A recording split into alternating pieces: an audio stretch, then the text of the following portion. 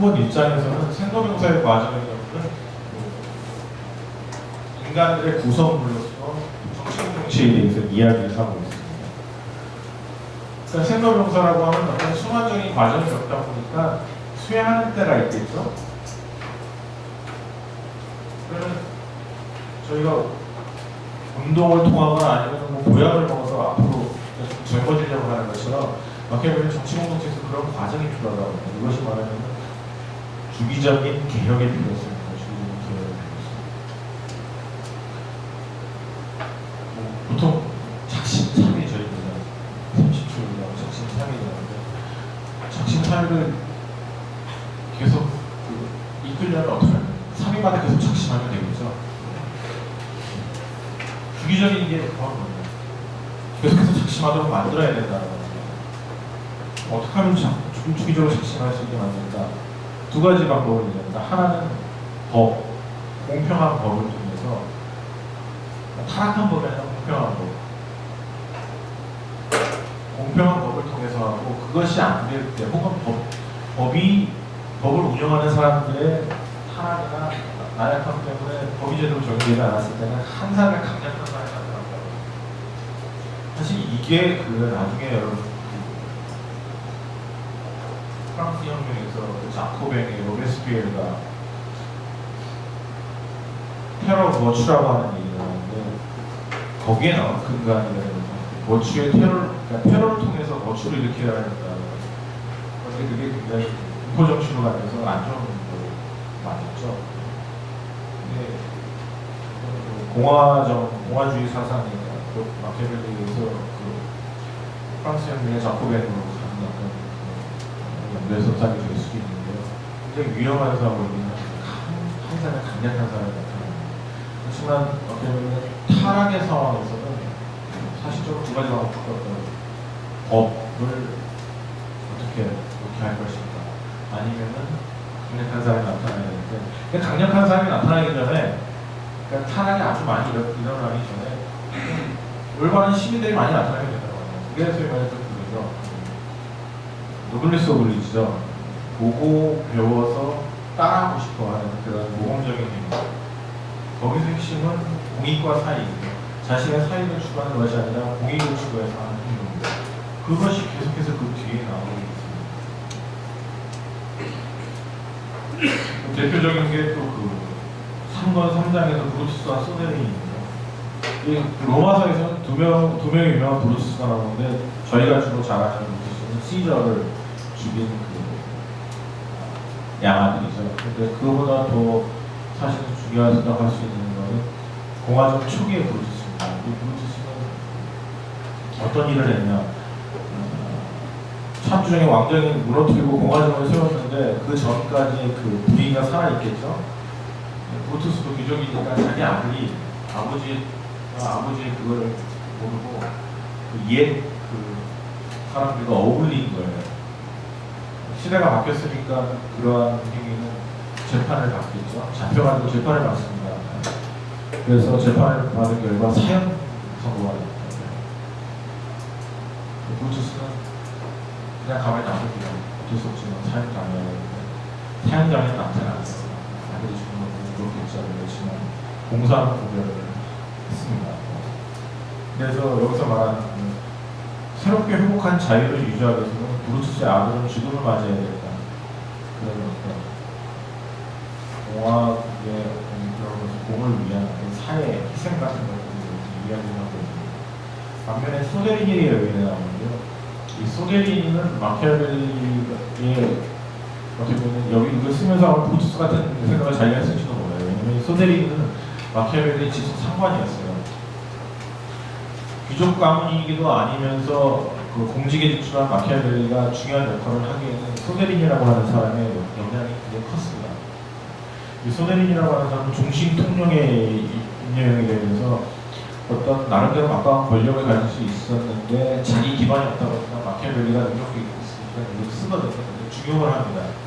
근데 소데린이는 마키아벨리가 보기에는 굉장히 많은 문제를 가지고 있었어요.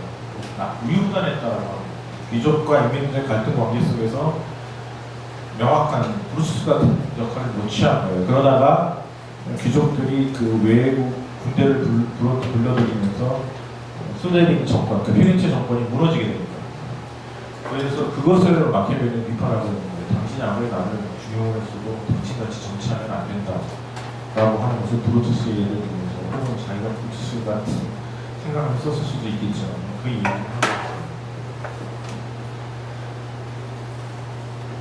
시간이 한 40분 아닌데 한 10분 정도만 더 말씀을 드리고 끝내요. 그 상동 9장은 마키아벨리의 공화주의에서 공화정을 칭송하는 데서 굉장히 중요한 부분입니다. 로마의 예를 들면서 왜 공화정이 다른 정치제, 특히 군주정보다는 나은가를 얘기하거든요. 그 로마의 예를 들고 있습니다. 그런데 한니발이 왔었을 때 로마는 파비우스 같이 지연전술을 피는 사람을 통해서 한니발을 무찔렀다는 거예요. 한니발 같이 이제 강했던 사람에게 당시 나가서 싸웠으면 졌다는 거예요. 그런데 한니발이 그 이후로 다시 그 카르타고로 가고 나서 로마에서 카르타고를 어떻게 할까라고 하는 논쟁이 벌어졌죠. 근데 파비우스는 역시 자기가 지연전술로 이겼으니까 걔네 그냥 놔두자라고 해요. 그런데 스키피오라고 하는 친구가 나타나서 쟤네 제대로 놔두면 안 된다고 우리가 쳐들어가서 없애야 된다. 멸망시켜야 된다. 근데 로마는 토론의 결과 파비우스를 따른 게 아니라 스키피오 이야기를 따른다. 그래서 카르타고로 쳐들어가서 자신들의 가장 그 정치적인 카르타고를 물리쳐요. 마키아벨리는 이 이야기를 드리는데요. 만약에 로마가 군주정이었다고 한다면 파비우스 같은 사람이 나타났었을 때 파비우스 같은 행위를 똑같이 계속했을 수밖에 없다고 얘기를 해요. 지연전술에서 서스 이겼으니까 상황이 바뀌었음에도 불구하고 지연전술을 썼겠죠. 그런데 로마는 군주정이 아니라 공화정이었다고 얘기합니다. 공화정은 다시 말해서 상이한 다른 의견과 다른 능력을 가진 사람들이 같이 참여해서 일어나가는 정치체라고 합니다. 그렇기 때문에 상황이 변화했었을 때 변화된 상황에 맞는 사람을 주용해서 쓸 수 있었다고 합니다. 그래서 로마는 발전할 수 있었다고 합니다. 그래서 명시적으로 얘기하는 거예요. 공화제가 나왔다. 물론 군주제가 나왔다. 공화제가 나왔다라고 얘기합니다. 이 얘기는 나중에 마지막에 말씀드린 로마서 공부를 어떻게 바라보는가에 따라 다르게 바라볼 수 있는데, 공화제와 레스푸블리카와 레스푸리마타 해가지고 공과 사회 구분 속에서 공이라고 하는 측면을 강조하는 측면을 바라볼 수 있는데요. 과연 그 공을 강조했었을 때 어떤 이득이 있었는가라고 하는 측면에서 이 부분과도 연결됩니다. 어떤 이득이 있는가? 다시 말해서 급변하는 세계 속에서 급변하는 세계를 잘 대처할 수 있는 방법은 유연함밖에 없다라고 한다면 그 유연함은 이렇게 표현할 수 있죠.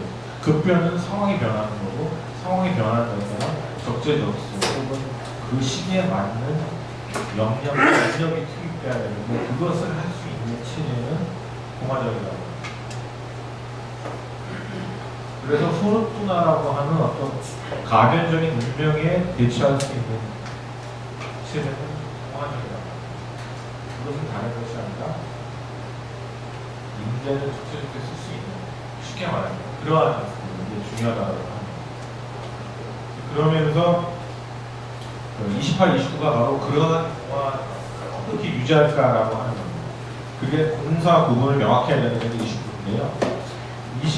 28권의 25장 요 말씀만 드리고 제 부족한 얘기를 끝내고자 하는데, 요 얘기는 굉장히 재밌습니다. 마키아벨리는 종교를 말하는 게 정치를 통해서 말합니다. 그러니까 모든 것을 다 하나갖고만 말하는 거예요. 경제를 말하는 종교를 아니 정치를 통해서 말하는 거고요.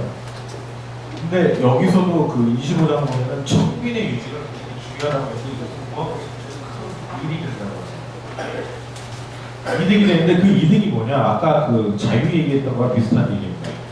가난이 명예에 이르는 길에 방해가 되지 않고 능력 있는 인재가 등용된다면 부가 아니라 능력에 의존하는 사회를 건설하는 것이 가능하다라고 합니다. 사람의 평가 기준이 재산이 아니라 재산을 모을 수 있는 동력이 돼야 된다. 근데 그걸 어떻게 하면 되느냐? 그래서 로마는 시민들을 가난하게 나라를 부유하게 유지했다. 그러니까 판단의 기준을 변화시켜야 된다고 하는 거예요. 물론 지금 같은 자본주의는 약간의 조금 시대착오적인 얘기라고 할 수도 있겠지만 이거는 다른 의미로 표현하는데 자본주의가 경제를 통해서 모든 것을 바라본다고 하는 마키아벨리는 관점의 전환은 정치를 통해서 경제에 대해서 개입할 수 있다라고 하는 의미로 익힐 수 있지 않을까 해서 말씀을 드렸습니다.